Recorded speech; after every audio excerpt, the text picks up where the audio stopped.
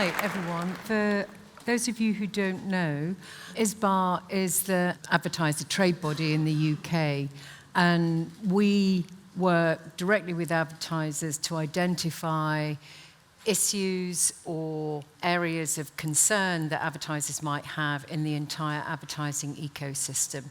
So you can imagine the talk of retail media has been rising with intensity more recently. So about a year ago at our Media Leaders Steering Group, we had a whole conversation about retail media, what it meant, what was needed, and there's great excitement in the room. And uniquely, of course, we represent both brand advertisers and the retailers as advertisers. So it was interesting to have the conversation conjoined in the same room. And we really quickly pulled together a roundtable. We were talking with a lot of different people, and particularly we were talking with OMG and their Transact division that Pratik Manir, I think, runs together with Harriet and Jess, and amazing people who really understand e-commerce, performance marketing, digital marketing, and together with them and other agency input and retailers tech partners and our brands, we had a roundtable in January where there were about 45 people. The consensus was that we needed some kind of framework for responsible media. And I just want to quickly kind of position this, because I think representing the sell and the buy side in the same room, even if it's not the same divisions within the companies, and we definitely recognize the challenges there as well, we said we need to create some positive action. So this has all been very positive. It's not been negative barriers. It's been actually how can we accelerate this opportunity for advertisers? And there isn't a penny spent in media in the UK today that isn't measured, that there aren't high expectations of measurement coming out of it, that there aren't standardized expectations of that. And of course, econometric modeling is underpinning absolutely everything, and particularly as third-party cookies go into the decline. So entering into a new media ecosystem without the expectation of, standardized measurement is very not an easy prospect for brands to work with. So we are encouraging positive action towards this retail media investment. It is, as you can see on the screen in front of you, it's not a rule book. It's really to champion something that, brands know what they can ask for and retailers know what to aspire to. That's the direction of travel. Also, we identified clearly transparency remains an issue right the way across the whole media ecosystem. We know about transformation in tech, all of us, all of our business. And talent, of course, I think is an issue for all of us at this time in the industry, across all media channels as well.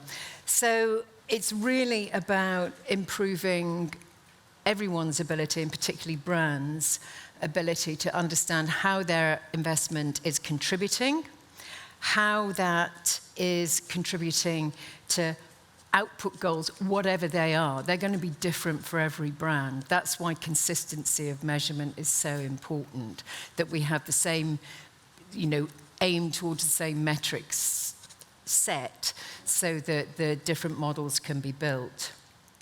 And of course, knowing what we're buying, that's a constant goal that's being strived for. Now, this slide looks very wordy, and it probably is, but we created this forum that came out of our meeting back in January, and we started working directly with the retailers in one group and the brands in another group. And of course, there was probably more work to be done with the retailers and their tech platforms, just in terms of understanding what was and what wasn't possible, and making suggestions and bringing everything together into one area so that we could have the same discussion. The idea is to create an actual framework. As I said, it's not a rule book. And I'll just give you a glimpse of how that is made up after these slides. it was important always that what we were talking about was feasible and, actually achievable within current capabilities and also with building capabilities. There is a retail standardization framework, the final version, introduction version that is, that we are working on, that will be introduced to the market. We're hoping on the 2nd of November. We're still working on it. We're still taking input from everyone. And we're trying to represent what everyone's situation is. Because one thing we've learned, and you'll be very familiar with this through your client base, is that the retail media ecosystem is quite diverse at the moment. It's diverse in terms of maturity of the retailers themselves, and it's diverse in terms of the technology that's being deployed and also the type of offer that's being made. Some are very advanced, some are just starting on the journey. So it's difficult to be uniform except in the ambition, and that's what the framework represents. And it's also a framework that is UK-centric. We know that in the US, and Michael was on before talking, I know, is very much more advanced down the line with much greater investment in it. But it does operate in quite a different regulatory environment, and it also operates in a very different geographic environment, which is another difference. And also, we are I think, the most advanced e-commerce economy per capita in the world. So it sets lots of differentials there as well. One of the things we did was to audit all the retailers and the tech platforms to figure out where they were. And from that audit, we identified the 4 areas that we recognised had an opportunity to improve in order to, as I say, accelerate this opportunity for advertisers. A lot of the actual translation of what we've talked about, what brands have also talked about, has been thoroughly and carefully put into this by the Transact team at OMG, and I think their work has been marvellous on that. Again, another example of great collaboration, I think, that we're all sitting around the same table. Data availability, just having that data available. And I always like to sort of pick this out as a little example, because it's not just the data fields that are available, it's the actual availability of the data. There have been and are often still lots of transfers of insight data in a PDF, which isn't very helpful for advertisers who need to work with the data within their own systems. I just offer that up as a little example. Impressions. What is an impression? It's extraordinary that the Media Ratings Council in the US, the MRC, has something like a 250-page document that kind of semi-defines what an impression is. It's not a simple job. Speaking of definitions, there's more data available from this cohort, this channel, than other media channels. So, new to brand and category would be additions that are new to advertisers as well, or new to media buys. Obviously, in different parts of the brand organisations, new to brand and category isn't a new thing if they're working, for instance, in the affiliate world. And also transparency and attribution. And, that's never a simple area to work with. But it's common parlance, and that's what we're working with. So the 3 areas of focus that we continue to work with and that are dealt in some detail in the framework: standardization, metrics and definitions, discussions around flexible attribution windows, and of course transparency and third-party verification is a very important part of this as well.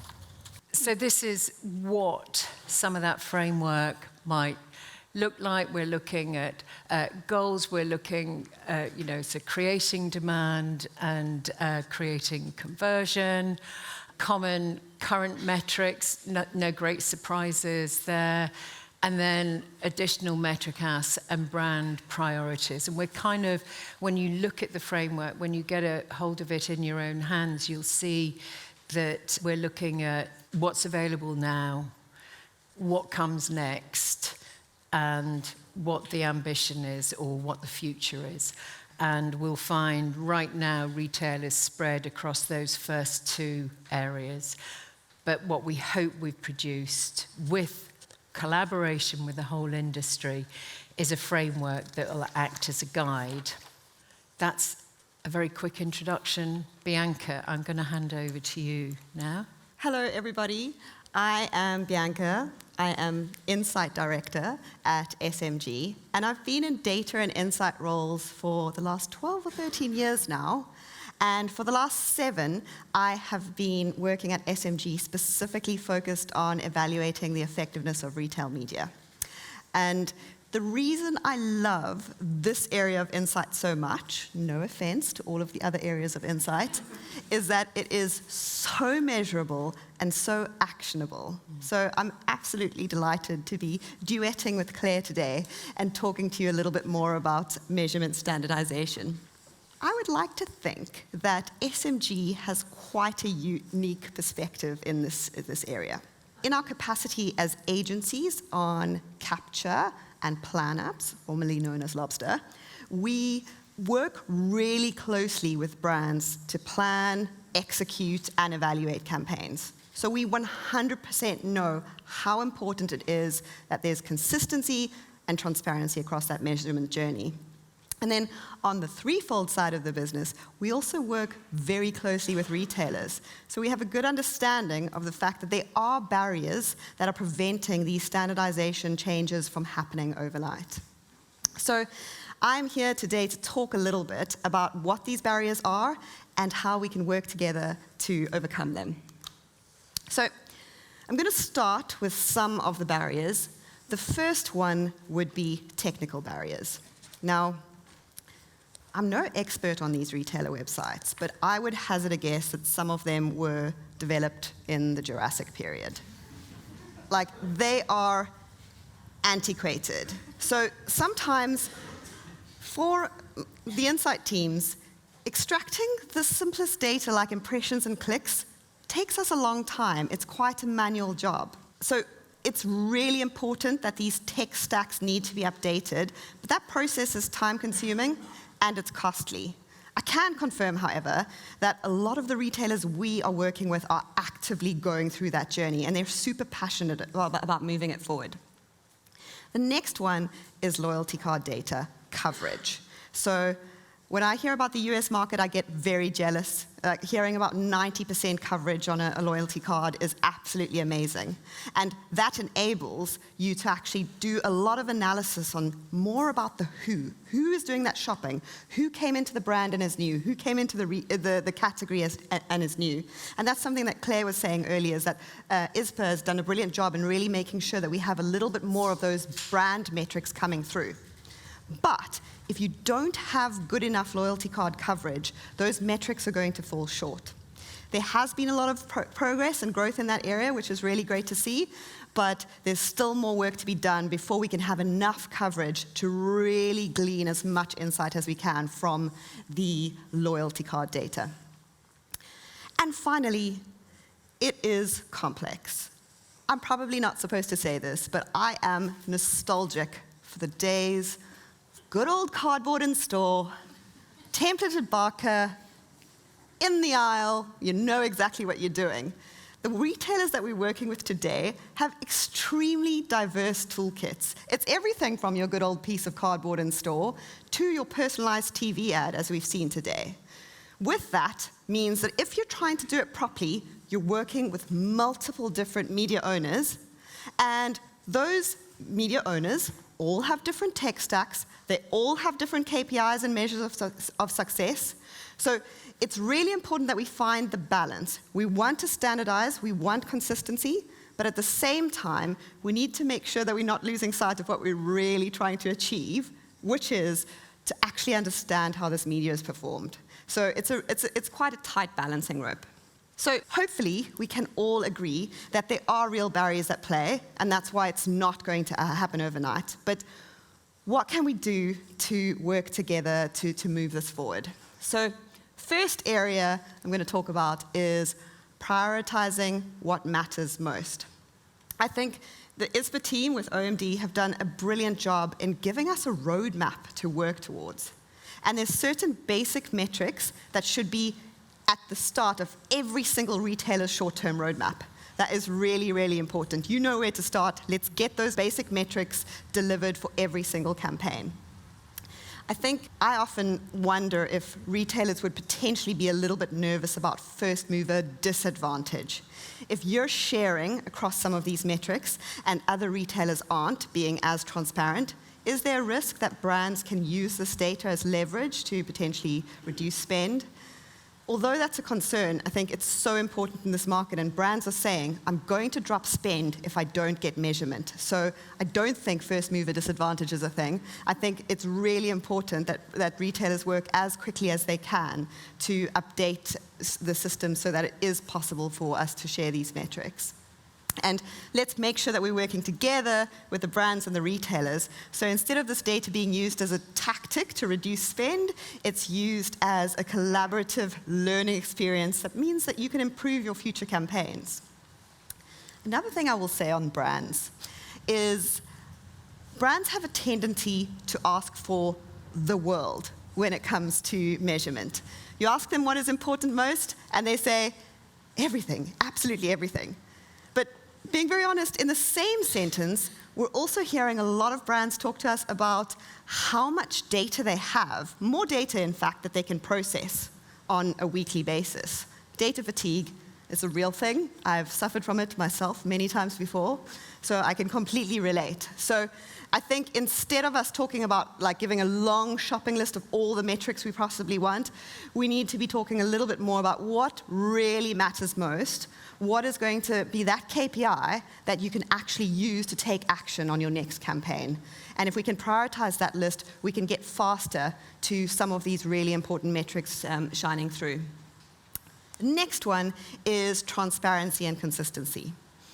I will probably regret saying this at a later stage, but if I were a brand, I would question every single metric I got on every single report. And that's not just from retail media, that is from all advertising that you get. If a number is too good to be true, it probably is too good to be true. So it's really important to ask those questions and understand. So for example, with the tech barriers right now, it might not be possible for a retailer to provide flexible attribution windows, 7-day, 14-day, 28-day, etc.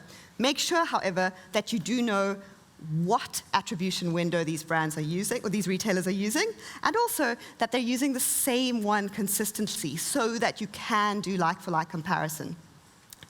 Another thing to think about, I guess, on the transparency and consistency side is an area where we're doing quite well. So in the UK, we're pretty good with our in-store evaluations. We've been working as SMG to measure evaluations for the last 10 years, and we have almost 10,000 evaluations. Every single one of these evaluations are measured with the same approach, a test versus control methodology, so we can understand the true incremental impact of that media. Every single time you get exactly the same metrics, so it's very consistent. The other thing, being very honest, is sometimes the results aren't favorable. Not all campaigns pay out in the short term. Sometimes the uplift isn't as high as we expected. It's so important for that to happen, because if that happens, we can have an honest conversation with brands and actually learn from those campaigns and take action for the future. So that transparency is really important to drive things forward. The final one, I think, that I want to talk about today, and this was really addressed by Cindy and Katie in the session this morning, is that unless I've got a room full of cynics, there is definitely a knowledge amongst us that we know that retail media does a lot more than just the short-term KPIs. I think that's something that the ISPA framework have done brilliantly, is not just looking at those short-term KPIs, but trying to see beyond that to customer lifetime value and any other longer-term metrics. Really important. So as we evolve as retail media, it's so important that we continue to look and research new methodologies and approaches to make sure that we are measuring that long-term effect. So in summary, ISPA have created a brilliant framework for us to use as a short-term roadmap and a long-term roadmap There are genuine barriers at play that are preventing this from happening overnight, but the retailers are moving fast to overcome those barriers and change. As a brand, continue to have a healthy skepticism for the data that you're getting across all advertisers, but also please help us understand what is most important to you to measuring success. And finally, let's not lose sight of the goal of measuring the true impact of retail media. Thank you so much.